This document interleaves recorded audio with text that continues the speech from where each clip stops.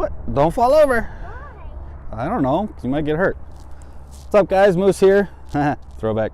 Up top of the mountain, got the Wraith here, back by popular demand. Gonna kind of do an update video on it so you guys can see what I have done to it so far. As you can see, quite a lot. It's not even black anymore. I hope the audio is okay. I'm trying a different mic setup because it is a little breezy. In the last video, all it caught was wind noise. But I guess first things first, welcome to the party, Deadpool. Covered the panels in some white automotive car wrap. Buddy had it, so just threw it on there. Yes, Alec, that means you. No, I'm not giving you any props on it. Anyways, did a full incision link kit on it, including the front steering braces, which got rid of that stupid factory servo saver. Vanquish servo horn on, I threw my Holmes Hobby servo in here. I'm just running it at 6 volts because I don't have a BEC on it, but it is 10 times better than the stock Tactic servo, which actually I blew a gear out. I did run the servo until I blew a gear out on it, so I'll give them that. But this is by far a big improvement, speed and torque wise.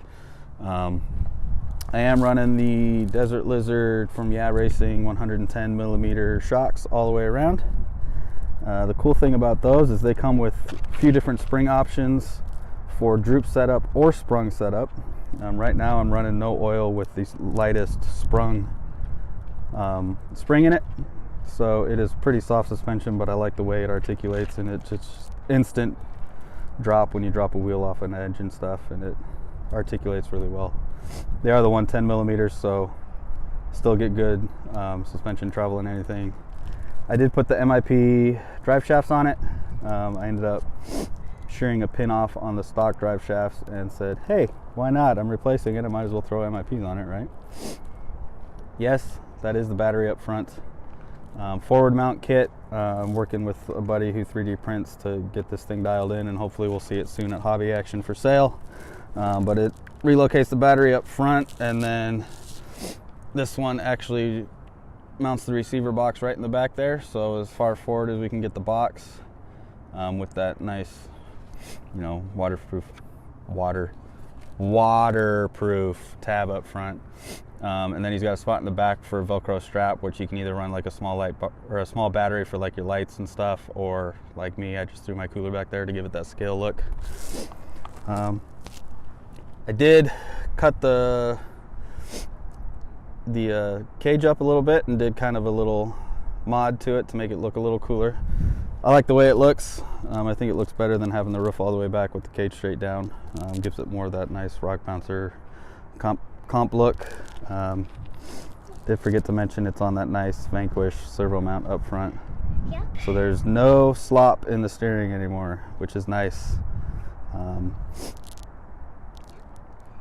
think that's all, except for the biggest thing I've done, and I don't know if you'll be able to see it, but it has the SSD 2-speed in it, and I'm currently not running gear cover. I know, shame, but that's because we're working on the battery mount, getting it situated, and as it sits right now with the 2-speed in it, which moved the motor mount slightly forward, the gear cover hits the battery.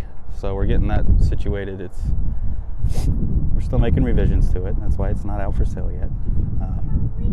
But yeah, 2-speed. I love the gearing on the 2-speed, and I love having it in there. Just switch it right on the fly on my DX5C radio. And I don't know if it's because I'm running a Kimbrough servo saver or what's going on, but every now and then in low gear, it just kicks to neutral. And that actually happened on the way up the hill once. I was on a pretty steep climb, it kicked to neutral, so it just instantly started rolling back and I had to catch it. So kind of annoying. I've been just keep adding to the endpoint, and I feel like it's overextended now, and it's still doing it. It's never popped out of high gear, but it does pop out of low gear every now and then. So I don't know if I just need to go to an aluminum horn and slowly adjust my endpoints so I don't bust the servo up, and if that'll hold it better or what.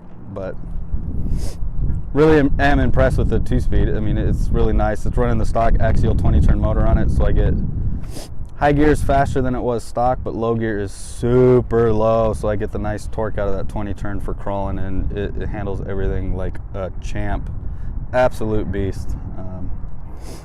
But yeah, that's kind of just a little update video on this guy here, the Wraith. Done a lot since the last video. I know a couple guys were asking for an update on it. So there it is. I don't know how much running footage I'm going to have after this, but I'll try to get a little bit for you, and I hope the audio was okay, since I'm filming and I can't check it till I go to the editing process. So, Axial Wraith, mucho upgrades.